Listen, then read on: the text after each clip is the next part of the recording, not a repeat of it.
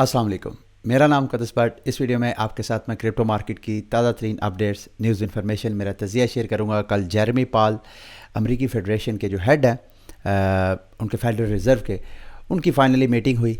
उसका मार्केट के ऊपर करंट क्या इम्पैक्ट हुआ, आने वाले वक्तों में उसका क्या इम्पैक्ट हो सकता है, उसका जायज़ा लेने की कोशिश करेंगे। सबसे पहले जो स्पीच में मेन चीज़ जिसने क्रिप्टो मार्केट और दीगर इन्वेस्टमेंट मार्केट को हिट किया, वो उनकी ये स्टेटमेंट थी। उन्होंने कहा जी रीसेंट जो इकोनॉमिक डाटा एज़ एक्सपेक्टेड, जैसे मैं आपको कह रहा था कि फरवरी के महीने में जो डाटा है, सेम यही बात उन्होंने सेनेट की कमेटी में की है। रीसेंट इकोनॉमिक डाटा हमें ये कहता है कि अभी इन्फ्लेशन जो है वो अमेरिकी इकोनॉमी के लिए एक थ्रेट है। दूसरे लफ्ज़ों में अमेरिका जो है मज़ीद इंटरेस्ट रेट बढ़ाएगा। अब इसमें कुछ चीज़ें आपने देखनी हैं। पिछले साल दिसंबर 2022 तक प्रेडिक्शन थी एक्सपर्ट्स की कि 2023 में अमेरिका अपनी जो इंटरेस्ट रेट है वो 4.5% से बढ़ा के वो 5.1% करेगा। इसका मतलब ये है कि स्लो इंटरेस्ट रेट बढ़ेगा।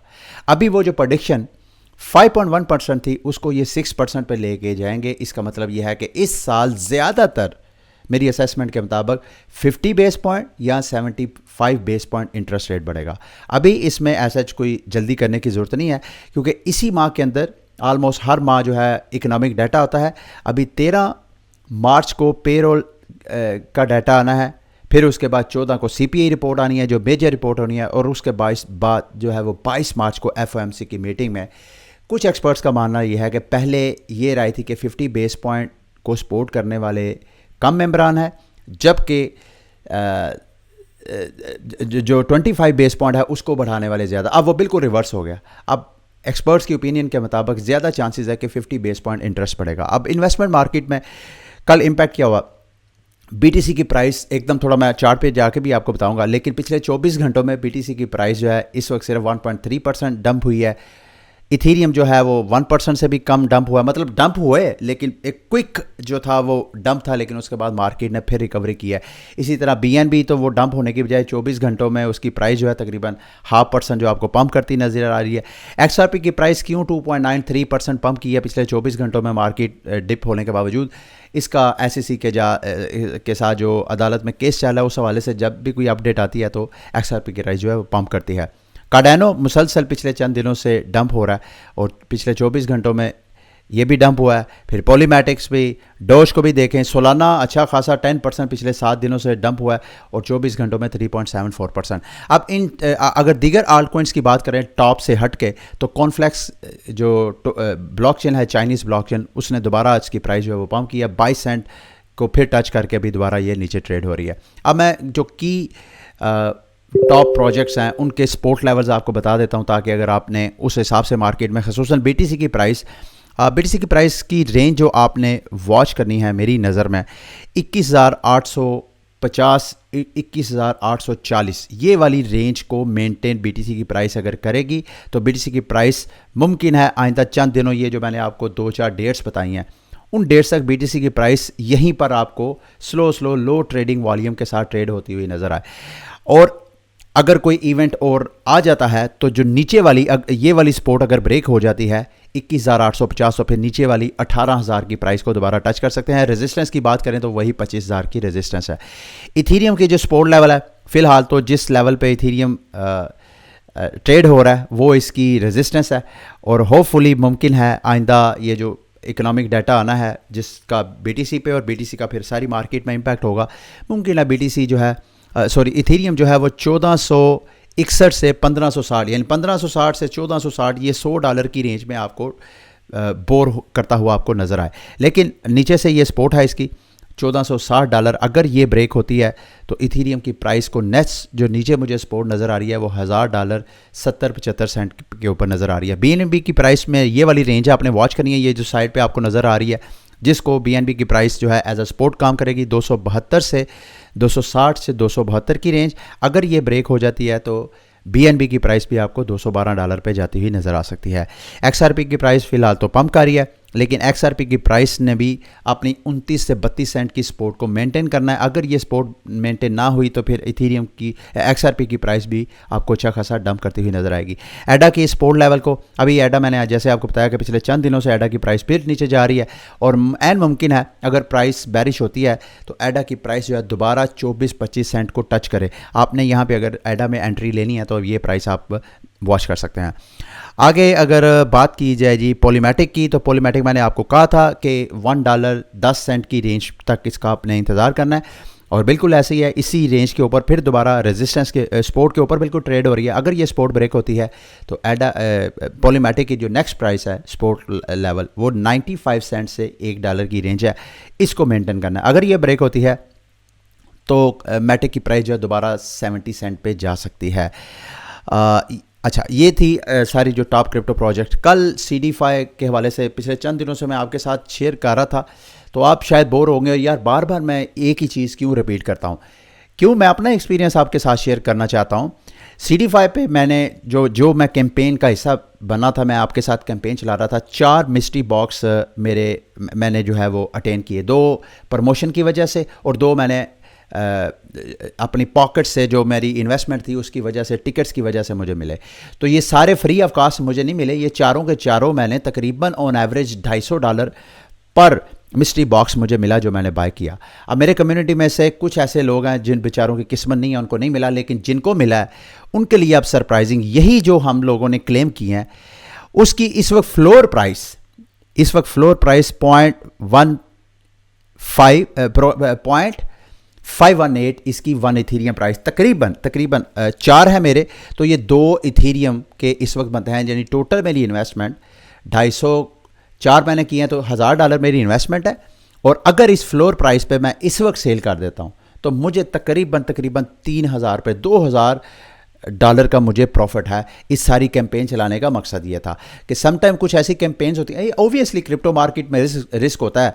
ज़रूरी नहीं है कि हर बार इसी तरह हमारा जो तुक्का है, अंदाज़ा है जो है वो परफेक्ट बैठे और हमें हर बार रिटर्न मिले, लेकिन मैं इसको सेल नहीं कर रहा क्योंकि मिस्ट्री बॉक्स आप यहाँ पे जिस बंदे ने क्लेम किया वो सिंपली आपने यहाँ पे, ये मैं वेबसाइट का लिंक इस वीडियो के डिस्क्रिप्शन में दे दूंगा, यहाँ पे जाके अपना इथीरियम, याद रखिएगा आपने BNB चेन के साथ इधर पार्टिसिपेट किया है, लेकिन मिंटिंग के दौरान आपने इथीरियम की चेन कनेक्ट करनी है इनकी इस वेबसाइट के साथ। नीचे आप जाएंगे तो यहाँ पे कनेक्ट वॉलेट पे आपने क्लिक करना है, आपकी इथीरियम चेन कनेक्ट करनी है। आपके पास कोई तकरीबन को $20-30-40 तो गैस फीस पे करने के लिए इथीरियम का बैलेंस होना चाहिए। तो उसके बाद आप क्लेम करेंगे, जैसे ही क्लेम करेंगे तो ओपन सी मार्केट में अपने उस वॉलेट को कनेक्ट करें। जैसे कि ये मेरा वॉलेट कनेक्ट है, अगर इसकी प्रोफाइल में जाऊं तो यहाँ पे मैं आपको दिखाता हूँ। ये देखें मेरे 2 इस वक्त इस वॉलेट में 2 हैं जिनकी फ्लोर प्राइस यहाँ पे आएगा, तो आप यहाँ पे सेल कर सकते हैं अगर आप सेल करना चाहें। मैं इसको सेल नहीं करूँगा क्योंकि इसकी ये जो फ्लोर प्राइस है वो आहिस्ता आहिस्ता ये 0.3 इथीरियम से इंक्रीज़ हो गया पिछले 24 घंटों में 0.5 तक पहुंची है। अब मुझे नहीं मालूम आने वाले वक्तों में मज़ीद नीचे गिरे, लेकिन मुमकिन है इसकी फ्लोर प्राइस मज़ीद इंक्रीज़ हो। लेकिन मैं इसको फ्लोर प्राइस को तो वॉच कर ही नहीं रहा, मैं तो इसको ओपन करूंगा जी। इस मिस्ट्री बॉक्स के अंदर क्या चीज़ निकल सकती है, it all depend on our luck. इसके अंदर कोई महंगा इनका NFT भी निकल सकता है। और दूसरा, अगर ये हम मिस्ट्री बॉक्स होल्ड करते हैं तो इनके आगे एवेटार आने हैं, उस एवेटार पे भी वाइल्ड लिस्ट वो बंदा होगा जिनके पास ये माउंट्स होंगे, तो इस वजह से मैं इसको होल्ड करूंगा। ठीक है, आगे NFT बहुत बड़ी मार्केट है। मैं बार बार अपनी ऑडियंस को, क्योंकि मेरी भी ये पिछले चंद माह में मेरा इंटरेस्ट डेवलप हुआ है। वैसे तो इन्वेस्टमेंट मेरी थी NFT में कोई 1.5 साल पुरानी, लेकिन मेरा अब मज़ीद इसमें इंटरेस्ट जो मैं आप लोगों के साथ भी शेयर करता आ रहा हूँ वो ये कि ये NFT मार्केट जैसे कोई भी ब्लॉकचेन अपना काम स्टार्ट करती है तो वो मार्केट से पैसा कैप्चर करने के लिए उसके बहुत से सेक्टर्स होते हैं मार्केट में। मिसाल के तौर पे कोई ब्लॉकचेन लॉन्च होती है तो सबसे पहले उसको अपना डेक्स चाहिए ताकि उस पे लॉन्च होने वाले टोकन जो है वो, तो जिस तरह डेक्स की ज़रूरत है वहाँ पे परपेचुअल ट्रेडिंग वगैरह की ज़रूरत है, इसी तरह NFT भी एक मार्केट है। ये हर ब्लॉकचेन की रियलिटी है। अगर उसने मार्केट से पैसा कैप्चर करना है तो मार्केट की तमाम जो सेक्टर्स हैं सब में वो काम करेगा तो ज़्यादा। तो ये NFT के ऊपर आप लाजमी फोकस करें। ये वो सारी ब्लॉकचेन्स हैं। इस वक्त इथेरियम नंबर 1 पे है, सोलाना नंबर 2 पे है NFT की सेल्स के हवाले से। अच्छा, ये जो मार्केट है इनसाइड इसके अंदर एक अलग फिनोमेना है। नॉर्मली आप क्रिप्टो करेंसी ख़रीदते हैं उनकी प्राइस अप्रिशिएट होती है, आप प्रॉफिट टेकिंग करते हैं। सेम NFT मार्केट के अंदर भी आप NFT इस उम्मीद के साथ खरीदते हैं कि जब आप खरीदेंगे तो उसकी प्राइस आपकी खरीदी हुई प्राइस से पंप होगी तो आप सेल करेंगे। तो सेम यही क्रिप्टो करेंसी वाला ही फिनोमेना NFTs में यूज़ होता है।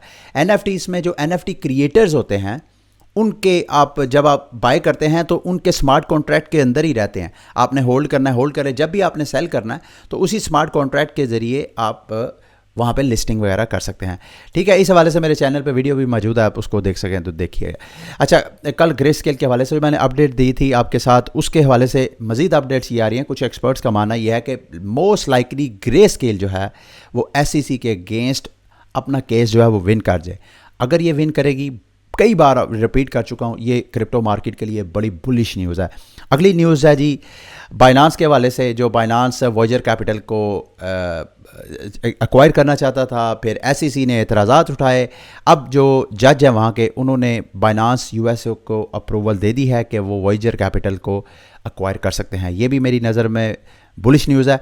और दूसरा, लैटिन अमेरिका में बाइनांस पे की एक सर्विस है, वो आहिस्ता आहिस्ता मुमकिन है पाकिस्तान भी अगर क्रिप्टो मार्केट को रेगुलेट करे तो यहाँ पे हम बाइनांस पे के ज़रिए बहुत से ऐसे शॉपिंग ऑनलाइन, जो बंद हमारे यहाँ ऑनलाइन शॉपिंग करते हैं वो दराज में, ट्रैवल एजेंसी में, तो इस तरह ये बाइनांस भी बाकायदा बाइनांस पे का ये जो एक प्रोडक्ट है वो हमें ऑनलाइन पेमेंट्स में अच्छा खासा सर्विस दे सकती है। तो इसमें बजाय इसके कि हम P2P पे जाके सेल करें, बराह रास्त हम बाइनांस पे से ही अपने रियल वर्ल्ड यूज़ जो है वो बना सकते हैं। लास्ट में जी थाईलैंड ने ऑफ़र करवाया कि थाईलैंड जो पिछले साल सितंबर में उन्होंने स्ट्रिक्ट रेगुलेशंस लगाई क्रिप्टो के लिए, थाईलैंड यानी चाइना ही समझ लिया, तो वहाँ से अब रिपोर्ट्स आ रही हैं कि वो मैं एशियन साइड, चाइना मैं कह रहा हूँ, एशियन साइड से अब अच्छी न्यूज़ आ रही है मार्केट में एंट्री। अब उन्होंने कहा है जी कि कंपनीज़ को कहा है कि आप यहाँ पे अगर अपने टोकन लॉन्च करते हैं तो $1 बिलियन की टैक्स ब्रेक आपको मिलेगी। अनटिल अनलेस आप 1 बिलियन आपके जो कैपिटल गेन्स हैं हो जाते हैं, उस वक्त तक हम आपसे टैक्स नहीं लेंगे। तो ओबियसली एशियन मार्केट का जो रिपोर्ट्स वगैरह थे उसमें वाकई जान है। अच्छा, ये मैं लास्ट में आपके साथ ये इन्फॉर्मेशन शेयर करके आज के वीडियो को एंड करूंगा। चाइना ने अभी जो अपना CBDC लॉन्च किया, उसके अंदर एक चीज़ उन्होंने डाली है कि जैसे मैं चाइनीज़ शहरी हूं, अगर मैं उनका CBDC जो उनका सेंट्रल बैंक की करेंसी है वो यूज़ करता हूं, यानी पैसा यूज़ करता हूं, उसके अंदर एक ऑप्शन है कि एक ख़ास वक्त में अगर मैं वो पैसा यूज़ नहीं करता तो वो मेरा पैसा जो है वो बर्न हो जाएगा। इसको मैं चाहता हूँ मैं एक तरह की आपके साथ डिबेट बनाऊँ। मुझे मालूम है मेरे जो कम्युनिटी है उसमें से मेरे से बहुत से समझदार लोग हैं, ज़्यादा सूझबूझ रखने वाले हैं। मेरी नज़र में ये बहुत बड़ी डेवलपमेंट है। देखिए हमारे ये क्यों चाइना ऐसा क्यों करना चाहता है, ताकि पैसा जो है हम लोग पार करने की बजाय हम पैसे, वो जो पैसा हमारे पास है उस पैसे को सर्कुलेशन में लेके आएँ, और सर्कुलेशन में लाएंगे तो नई नई जॉब्स क्रिएट होंगी और हमारा जो मिडिल क्लास या लोअर क्लास तबका है उसके घर का चूल्हा जलेगा। ये बहुत अच्छा फिनोमेना है। इसको इस सेंस में देखा जाए तो ये मैं इसको बहुत लाइक करता हूँ। लेकिन दूसरी साइड पे ये सेंट्रलाइजेशन का भी एक मैसेज है। ये CBDCs के ज़रिए जो गवर्नमेंट्स, कम्युनिस्ट गवर्नमेंट्स या कोई भी गवर्नमेंट अगर किसी भी शहरी की वेल्थ को, दौलत को अगर वो कोई भी करना चाहे रियासत, तो रियासती सतह पे ये सेंट्रलाइजेशन का एक बेहतरीन टूल्स है जो हर मुल्क की रियासत की हुकूमत के लिए ये एक तरह की अपॉर्चुनिटी है। और ओबियसली आने वाले वक्तों में अगर ये चाइना जो भी पायलट प्रोजेक्ट कर रहा है, ओबियसली फिर आहिस्ता आहिस्ता सारे जो कंट्रीज़ हैं उसको फॉलो करेंगे।